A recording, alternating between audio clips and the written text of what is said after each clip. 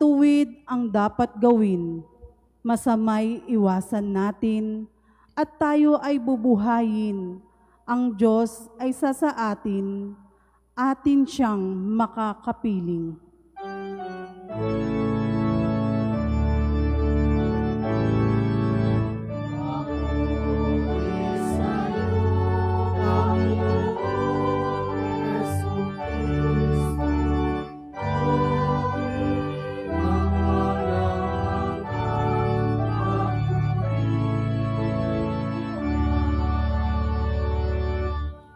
Sumainyo ang Panginoon. At sumaiyo rin. Ang mabuting balita ng Panginoon ayon kay San Juan. Papuri sa iyo, Panginoon. Noong panahong iyon, umalis si Jesus sa Samaria at nagtungo sa Galilea. Sapagkat si Jesus na rin ang nagsabing, ang isang propeta'y hindi iginagalang sa kanyang sariling bayan. Pagdating niya sa Galilea, ay mabuti ang pagtanggap sa kanya ng mga taga roon, sapagkat nasa Jerusalem din sila noong pista ng Paskwa at nakita nila ang lahat ng kanyang ginawa roon. Nagpunta uli si Jesus sa Cana, Galilea. Doon niya ginawang alak ang tubig.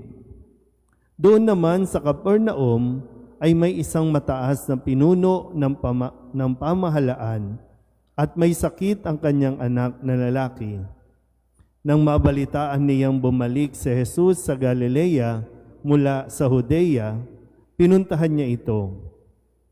Pinakiusapan niya itong pumunta sa Capernaum at pagalingin ang kanyang anak na naghihingalo.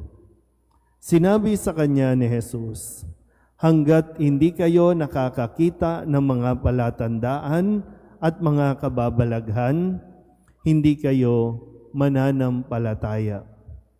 Ngunit sinabi ng pinuno, tayo na po, Ginoo, bago mamatay ang aking anak. Sumagot si Jesus, umuwi na kayo. Magaling na ang inyong anak. Naniwala ang lalaki sa salita ni Jesus at umuwi nga siya.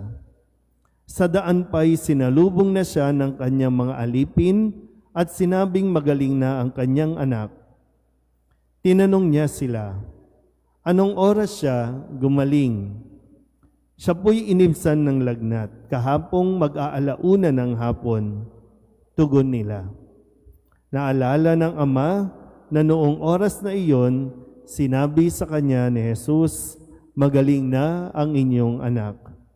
Kaya't siya at ang kanyang buong sambahayan ay sumampalataya kay Jesus. Ito ang pangalawang kababalaghang ginawa ni Jesus sa Galilea, pagpunta niya roon, buhat sa Judea. Ang mabuting balita ng Panginoon. Pinupuri ka namin, Panginoong Hesukristo. Isang magandang gabi po sa inyong lahat.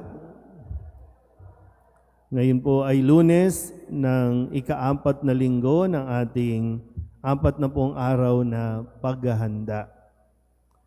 At sa ating pong ebanghelyo, ito po kung titingnan natin, natapos tayo nung nakalipas na linggo sa kwento na kung saan si Jesus ay hindi tinanggap sa kanyang sariling bayan at si Jesus din ay halos ihulog sa bangin dahil ayaw nilang kilalanin, ayaw nilang tanggapin ang kanya pong mga sinasabi. Kung kaya, sa pagpapatuloy, ang sabi po dito sa umpisa ay si Jesus ay hindi tinanggap sa sariling bayan, kung kaya siya po ay nagpunta na sa ibang lugar. Kung saan doon siya ay kinilala at tinanggap ng mga tao.